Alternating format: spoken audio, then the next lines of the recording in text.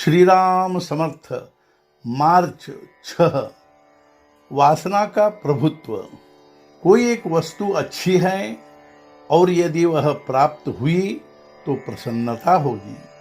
यह मालूम होते हुए भी हम वह वस्तु प्राप्त करने का प्रयत्न नहीं करते। वस्तुतः यह बहुत अयोग्य है, यह पाप ही है। यदि हमें यह बात ज्ञात नहीं हुई तो कोई पाप नहीं, लेकिन वह बात ज्ञात होते हुए भी न करना बहुत पाप है। सच कहा जाए तो प्रयत्न करना हमारे बस की बात है। हम सुनते आ रहे हैं कि अंतिम समय में जो मति होगी वैसे ही गति होगी। मृत्यु के क्षण में जैसी वासना होगी वैसा हमें पुनर्जन्म प्राप्त होगा। अतः वासना ही में हमारा जन्म और वासना ही में हमारी मृत्यु है। यदि यह हमें ज्ञात है तो उसे मन से कैसे हटा सकते हैं। यदि कोई आदमी काला है तो वह अपना काला रंग कैसे हटा पाएगा। वैसे ही वासना मनुष्य का सहज स्वभाव है, वह उसे परिवर्तित नहीं कर सकता। तो क्या हम अपनी वासना से कभी मुक्त नहीं हो पाएंगे।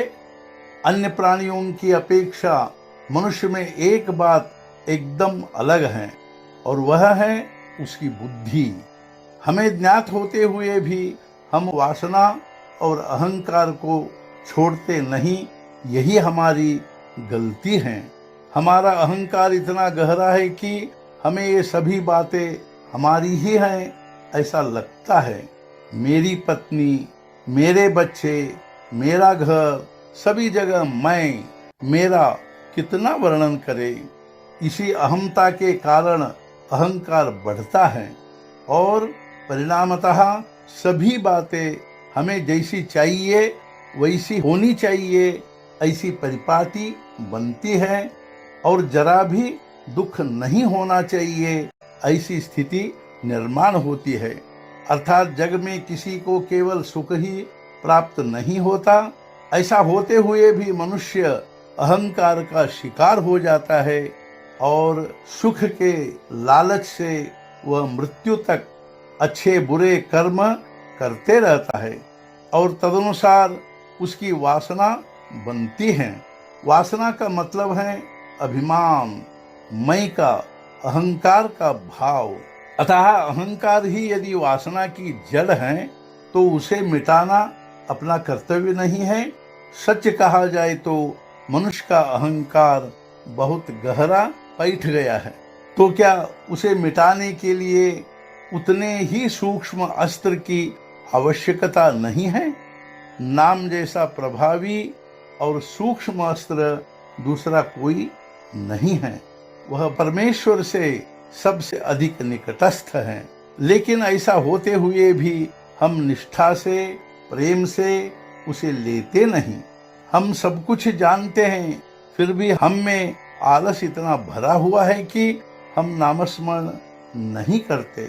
भगवान ही सब कुछ करने वाला है यह सोचकर उससे रात दिन संबंध यानी अनुसंधान रखना चाहिए और जो यह कर पाएगा उसी के मन से अहंकार हटेगा और यह ध्यान में रखकर ही नामस्मरण करना चाहिए। भक्ति का मर्म है मन से भगवान का हो जाना। जो हम चाहते हैं वह उससे मांग सकते हैं। हमने जो वस्तु उससे मांगी है वह देगा या नहीं भी देगा। यदि उसने मांगी हुई वस्तु हमें दी तो अच्छा ही है, लेकिन हमने जो वस्तु मांगी है वह भगवान ने नहीं दी तो हमें यह समझना चाहिए कि वह वस्तु प्राप्त होना हमारे हित में नहीं है और वस्तुतः हमारी ऐसी भावना होनी चाहिए और ऐसी भावना बढ़ने के लिए भगवान ही दाता है।